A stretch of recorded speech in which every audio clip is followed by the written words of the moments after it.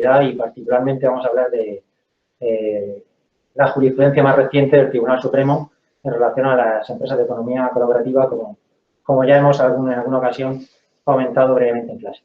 Entonces, tenemos esta mañana aquí una letrada del Fondo de Garantía Salarial, una persona experta en el tema, ponente en determinados foros de Derecho del Trabajo, que es Carmen Sonia Martínez Sánchez. Entonces, ella nos va a explicar todo lo más destacable de este tema, empezando por las primeras sentencias de determinados tribunales de justicia hasta llegar a más reciente el Tribunal Supremo.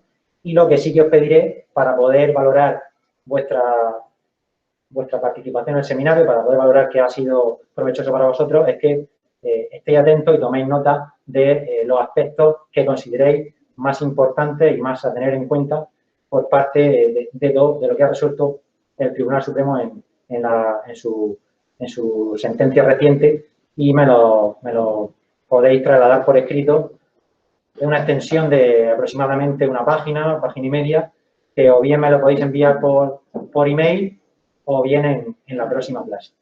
Entonces, bueno, ya sabéis que esto se valorará en torno a un punto en la nota final.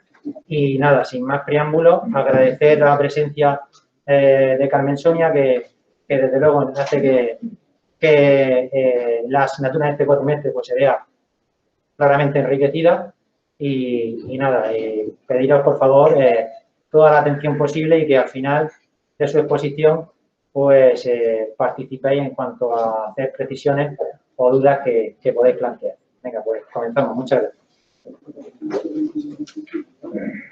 Hola, buenos días. Yo lo primero que quería es agradecer que hayáis acudido aquí. La verdad es que en ese tiempo de pandemia da hasta ilusión ver a tanta gente en un recinto cerrado, aunque sea con mascarillas. Quiero agradecer, desde luego, la amable presentación que ha hecho Enrique de Firma y al Departamento de Derecho del Trabajo y Seguridad Social de la Universidad Miguel Hernández por invitarme a que reflexionemos, para reflexionar y para que aprendamos todos, yo también, en cuanto a la presunción de relación laboral en las nuevas empresas de economía colaborativa. Como ha dicho Enrique, vamos a analizar sobre todo la sentencia del Tribunal Supremo de 25 de septiembre de 2020. Como veréis, un tema de máxima actualidad, porque la sentencia no tiene ni 2 meses, no tiene ni 2 meses y la vamos a analizar exhaustivamente porque sí que es un tema muy importante en cuanto a las empresas de economía colaborativa. Es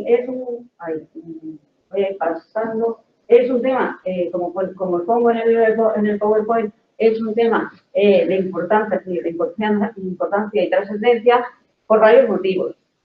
Son empresas que tienen numerosas actividades, que abarcan bastantes actividades. Son empresas novedosas, no novedosas porque se han creado nuevas, porque se crean todos los días empresas, sino son empresas que son novedosas porque al organizarse en torno a aplicaciones informáticas son evidentemente una actividad nueva. Y además no tenemos que perder de vista que son empresas de una gran implantación.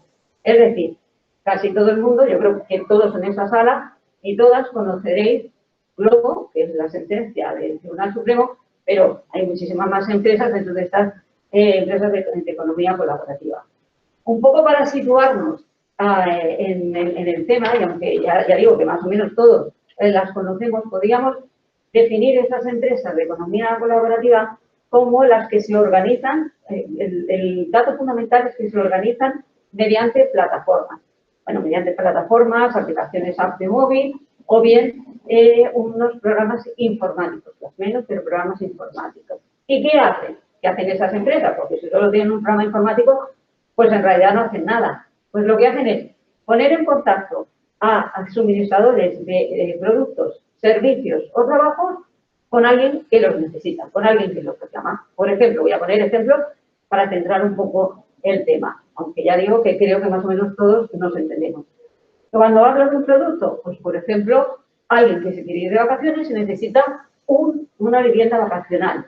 Evidentemente, Podemos ir a Airbnb y tener una vivienda vacacional. Eso es una empresa de economía colaborativa. Un servicio, pues el servicio que vamos a analizar más exhaustivamente hoy, porque es la sentencia del Tribunal Supremo, de luego que es el de reparto a domicilio. O un trabajo, como puede ser perfectamente el trabajo de desplazar pasajeros, como las empresas Uber y Cabify, que también las conocemos. ¿Qué pasa? Que al inicio, cuando surgen este tipo de empresas, vienen envueltas, evidentemente, porque son novedosas, en algo novedoso, pero también en una pátina de positivismo, de decir, vale, esto es nuevo, pero es que encima tiene unas ventajas. Os he puesto ahí una serie de ventajas que estas empresas de economía colaborativa ofrecen, como es que existe una mayor oferta para el consumidor, evidentemente aumenta la oferta, un ahorro económico, normalmente todas esas plataformas lo que hacen es que el mismo producto, servicio o trabajo lo ofrecen a un precio inferior que las del mercado normal, también aumentan o contribuyen a un desarrollo sostenible, porque le suelen dar una segunda vida a productos. Para seguir con ejemplos, por ejemplo, hay empresas como Wallapop o como Vinted, que tú puedes, algo que no necesitas y que al final va a terminar en la basura, en vez de terminar en la basura, darle un segundo uso, y eso evidentemente pues contribuye a la gestión de recursos y a un desarrollo sostenible. Y dentro de esa gestión de recursos, por ejemplo, está clarísimo el caso de BlaBlaCar. Hay un coche en que una persona iba a hacer un trayecto, yo me voy de Orihuela a Madrid, yo sola en el coche, lo pongo en BlaBlaCar y en vez de yo sola, vienen 4 más y, perdón, 4 no, 3 más, vamos a Madrid, y entonces esas 4 personas que hubiesen ido en 4 coches diferentes ahorran al medio ambiente, porque evidentemente hay una mejor gestión del recurso del coche.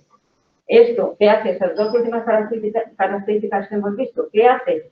Pues un beneficio medioambiental, un beneficio claro medioambiental y unos efectos que nadie niega, efectos favorables en cuanto a la competencia. Por tanto, en principio hay unas ventajas dentro de esas empresas. Además, se vendían en cuanto a los trabajadores, se vendían con la posibilidad de tener una mayor flexibilidad en el trabajo. Ofrecían que, como tú podías elegir cuando trabajabas, cuando no, las jornadas, etcétera, incluso podían incorporar a gente que está fuera del mercado de trabajo, porque es un trabajo muchísimo más flexible. ¿Qué pasa? Que conforme se han ido desarrollando este tipo de empresas, conforme han proliferado, porque han proliferado, todos conocemos un montón de empresas de este tipo, pues han ido surgiendo problemas o planteamientos que hacen reflexionar incluso también jurídicamente. ¿Por qué? Pues porque hay plataformas como la que he nombrado antes, Airbnb y otras, que lo que han hecho es incorporar muchos pisos que eran de alquiler para todo el año a alquiler vacacional. ¿Y eso qué ha pasado? ¿Qué ha sucedido? Pues que ha tenido un efecto económico de aumento del alquiler de las personas que no quieren un alquiler vacacional, sino para todo el año, porque han disminuido el parque de viviendas porque se han dedicado al alquiler vacacional. Evidentemente, tenemos que decir que con la pandemia, pues esto se ha quedado un poco trastocado, pero vamos, antes de la pandemia esto era así. También pensar que hemos hablado de plataformas como Wallapop o como Vinted, que en realidad hacen compraventas entre particulares. ¿Qué pasa con esas compraventas? Que se escapan totalmente al flujo monetario del control de Hacienda. Hacienda no las puede controlar, o las puede controlar muy difícilmente, y por tanto son compraventas, son negocios entre particulares que no pagan impuestos, no pagan IVA, no tienen impuesto de valor añadido, no pagan impuestos. Eso también es algo en lo que se tiene que reflexionar e ir adaptando, porque evidentemente tiene que haber un sistema tributario que se adapte también a la realidad social. Y lo que más nos preocupa, porque esta mañana nos vamos a dedicar a analizarlo, es el tema de cómo ha ¿Cómo se ha traducido esto en las relaciones laborales? ¿Cómo ha afectado a los trabajadores? Las notas características, a donde más han afectado son las empresas que decíamos que se dedicaban a portes y transportes. Por ejemplo, Globo, que es la que vamos a analizar, pero bueno, está también Uber, sabéis que tienen conflicto otras empresas, como Deliveroo, como Cabify, etcétera. Las notas características de estas empresas de transportes dentro de la economía colaborativa son la primera que hemos visto antes en cuanto... Es que no voy pasando, perdón. Ya me coordinaré y iré pasando las páginas.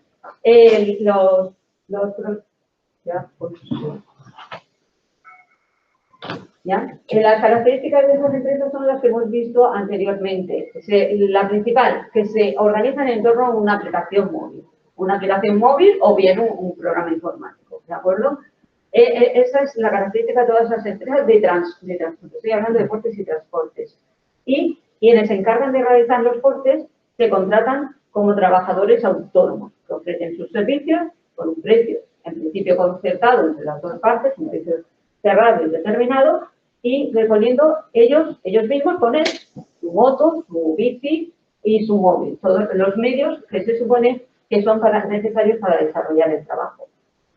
Lo que quería precisar antes de nada, porque vamos a hablar de presunciones de laboralidad, de presunciones de existencia de relación laboral, evidentemente esto no es un tema novedoso. Siempre ha habido empresas que han querido disfrazar relaciones claramente laborales como relaciones de prestación de servicios, como trabajadores autónomos, y en su contrario siempre ha habido también trabajadores autónomos que han querido que su relación, que era claramente autónoma, se declarara como relación laboral.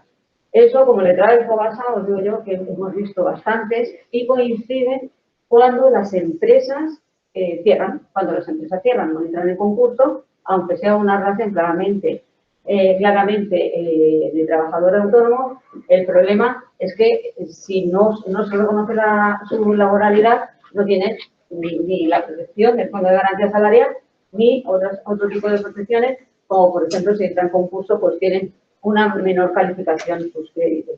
Por eso es algo que siempre se ha visto. ¿Cuál es la novedad?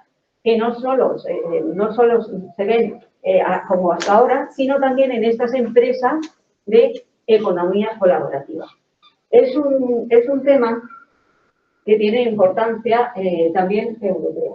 Hemos visto un montón de empresas, os he nombrado antes, empresas con diferentes actividades que todos tenemos claro que no operan solo en España, operan en el marco europeo. Y es más, hay algunas que incluso trascienden ese marco europeo y estamos hablando de empresas que operan a nivel mundial.